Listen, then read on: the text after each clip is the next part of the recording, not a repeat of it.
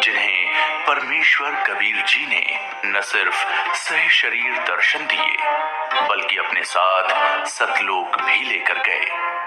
हम बात कर रहे हैं हरियाणा की पावन धरती पर अपने अद्वितीय ज्ञान की छटा बिखेरने वाले संत गरीबदास जी महाराज की। संत गरीबदास जी महाराज का जन्म हरियाणा के जिला झज्जर गांव छुड़ानी में सन 1717 में जाटों के एक प्रसिद्ध धनखड़ परिवार में पिता श्री बलराम जी और माता श्रीमती रानी देवी जी के यहाँ हुआ था। गांव छुड़ानी में गरीबदास जी महाराज का नानका है। गरीबदास जी गांव करौथा जिला रोहतक हरियाणा के रहने वाले धनखड़ गोत्र के थे। इनके पिता श्री बलराम जी का विवाह गांव छुड़ानी में शिवलाल सिहाग की बेटी रानी देवी से हुआ था। श्री शिवलाल जी का कोई पुत्र नहीं था, इसलिए श्री बलराम जी को घर जमाई रख लिया गया था। गांव छुड़ानी में रहते 12 वर्ष हो गए थे, तब संत गरीबदास महाराज जी का जन्म गांव छुड़ानी में हुआ था। श्री शिवलाल जी के पास 2500 बीघा जमीन थी, जिसके वर्तमान में 1400 एकड़ जमीन बनती है। उस सारी जमीन के वारिस श्री बलराम जी हुए तथा उसके पश्चात उनके इकलौते पुत्र संत गरीबदास जी उस सर्व जमीन के वारिस हुए। गरीबदास जी बचपन से ही अन्य ग्वालों के साथ गौ चराने जाते थे। कबलाना गांव की सीमा से सटे नला नामक खेत में 10 वर्ष के बालक गरीबदास जी जांडी के पेड़ के नीचे प्रातः 10 बजे अन्य ग्वालों के साथ जब भोजन कर रहे थे, तभी वहां से कुछ दूरी पर सत्य पुरुष कबीर साहिब जिंदा महात्मा के रूप में सतलोक से अवतरित हुए। गरीबू, सूरज सर पर आने वाला है, चलो हम सभी भोजन कर लेते हैं। हाँ चलो। हाँ, चलो चलो चलो उस जांडी के पेड़ के नीचे बैठते हैं। आ जाओ चलो चलो चलो। अपनी पोटली खोलते हैं, देखो तो सही मेरी पोटली में क्या है आज। लो गरीबू, तुम भी खाओ इसमें से। हाँ।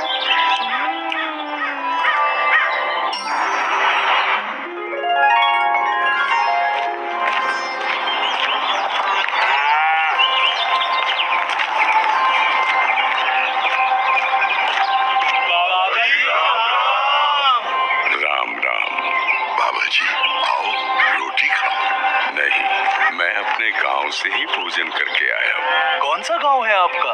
मेरा गांव सतलोक है। रोटी नहीं खाओगे तो दूध तो पीना ही पड़ेगा। हम साधु संतों को और अपने अतिथि को बिना कुछ खाए पिए जाने नहीं देते। हाँ हाँ बाबा जी, दूध पीना तो आपको स्वीकार करना ही पड़ेगा। ठीक है, मैं आपका आतिथ्य स्वीकार करूंगा, पीऊंगा दूध, लेकिन वो दूध कुंवारी गाय का होना चाहिए। कुंवारी गाय? कुंवारी गाय दूध कैसे दे सकती है? बाबा जी, आप दूध पीना नहीं चाहते, इसलिए आप मजाक कर रहे हो। ऐसी बात नहीं है, मैं कुंवारी गाय का दूध पीता हूँ, इसलिए अगर आप मुझे कुंवारी गाय का दूध पिला सकें तो मैं आपका दूध स्वीकार कर लूंगा। महाराज, इस बच्चिया के ना तो अब तक कोई बच्चा हुआ है, ना ही उसके कोई स्तन है, फिर ये दूध कैसे देगी? देगी, जरूर देगी। अगर आप लोगों के पास कोई ऐसा बर्तन है जिसमें दूध को निकाला जा सके तो मुझे दो। बाबा जी, ये रहा बर्तन। अब इसे स्तन वाली जगह पर पकड़ कर बैठो।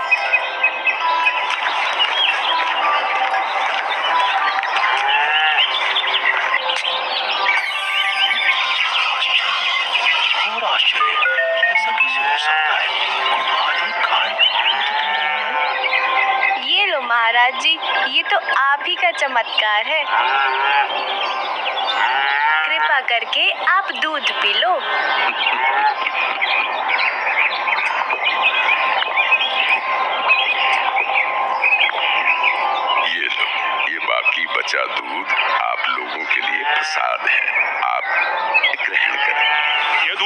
पी सकते, ये तो पाप का दूध है। इस दूध को कुंवारी गाय से निकाला है आपने। एक तो ना जाने कौन सा जादू टोना किया है आपने इसमें, और ऊपर से इसे झूठा भी कर दिया। आप ना जाने कौन हो, ना जाने किस जाति के हो। मैं तो कहता हूँ भाइयों, चलो यहाँ से, नहीं तो क्या पता ये बाबा हमें भी ना जाने क्या जादू टोना कर दे। हाँ, चलो चलो चलो चलो चलो, क्या जादू टोना कर देंगे। चलो चलो चलो चलो।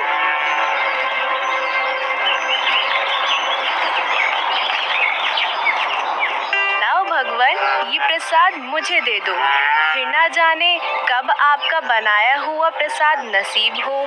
ये तो मेरा सौभाग्य है कि आपका जूठा दूध मुझे प्राप्त हो रहा है। ये तो अमृत के समान है।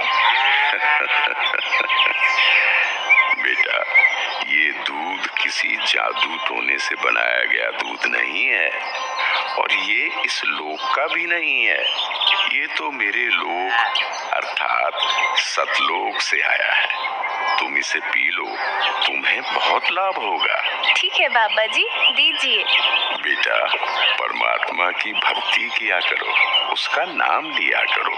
ये मनुष्य का जीवन बार बार नहीं मिलता। जी भगवान, भक्ति तो मैं करता हूँ, राम राम करता हूँ, सीता राम और राधे श्याम का भी जाप करता हूँ, बजरंग बली की जय भी बोलता हूँ और शंकर भगवान की पूजा भी करता हूँ।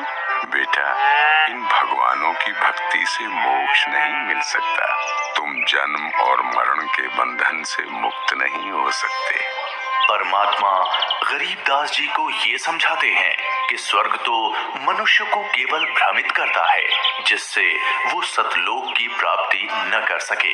स्वर्ग का वैभव दिखाकर मनुष्य को असली परमात्मा के पास जाने से रोका जाता है। भगवान, आप कहाँ से आए हैं? बेटा, जहाँ से मैं आया हूँ वो एक ऐसा स्थान है जहाँ आप इस मृत्यु लोक के बंधन में आने से पहले रहते थे। बाबा जी, क्या मैं इन सभी लोगों का अनुभव कर सकता हूँ? अच्छा ठीक है, तुम पेड़ के नीचे बैठ जाओ। जी भगवान। गरीबदास जी अपने हाथों को जोड़कर वहीं पेड़ के नीचे बैठ जाते हैं। जिंदा बाबा के रूप में आए कबीर परमेश्वर जी बालक गरीबदास को नाम दीक्षा देते हैं और गरीबदास जी के सर पर हाथ फेरते हैं। जैसे ही बाबा जी ने हाथ फेरा, गरीबदास जी की आत्मा बाहर निकली। गरीबदास जी की आत्मा ने बाबा जी को प्रणाम किया। प्रणाम भगवान। चलो गरीबदास। परमात्मा गरीबदास जी को गणेश का लोक, ब्रह्मा का लोक, शिवलोक, विष्णु लोक, ब्रह्मलोक, धर्मराय का लोक, सभी जगह ले जाते हैं। फिर परमात्मा गरीबदास जी को 12वें द्वार के पार असली सतलोक में ले जाते हैं। इधर गरीबदास का शरीर उस पेड़ के नीचे बिना आत्मा के है। वो उसी मुद्रा में बैठे हुए हैं जैसे उसे छोड़ कर गए थे। अरे गरीबू, उठ ले भाई, आजा, अपनी गायों को संभाल ले, तेरी बारी का समय हो गया है। अरे भगत जी, खड़ा हो ले। अरे अरे, इसे क्या हुआ? अरे गरीबू, क्या हुआ तुझे? उठ क्यों नहीं रहा? अरे सुनो, इधर आओ, सभी इधर आओ। देखो गरीबू को कुछ हो गया है। हे भगवान, ये क्या हो गया? हे भगवान, ये क्या हो गया? गरीबू, भागो भागो, गरीबू मर गया, मर गया। हे भगवान, ये क्या हो गया?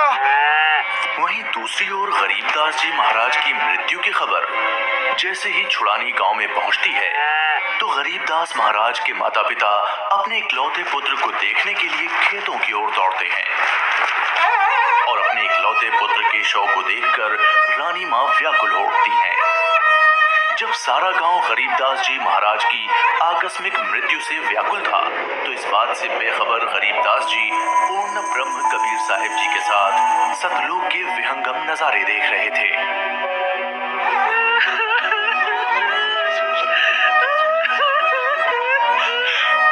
गरीबों को उसी पाखंडी बाबा ने दूध पिलाकर मारा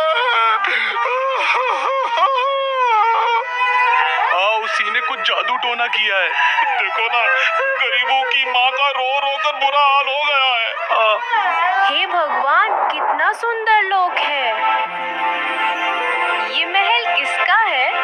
ये महल तो करोड़ों सूर्यों के तेज से भी अधिक तेज वाले परमात्मा का है। चलो अंदर चलो।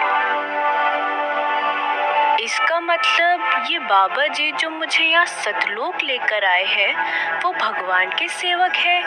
असली भगवान तो ये है। मुझे इन्हीं सिंहासन पर बैठे हुए परमात्मा की पूजा करनी चाहिए। आखिर ये कैसी माया है? बाबा जी पर तो खुद परमात्मा ही चावर कर रहे हैं।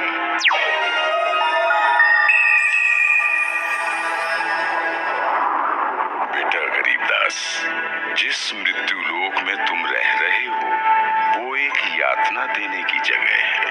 वो तुम्हारे लिए एक कारागार है। वहाँ कोई भी जीव सुखी नहीं है। चाहो तो नीचे मृत्यु लोक की तरफ देख लो।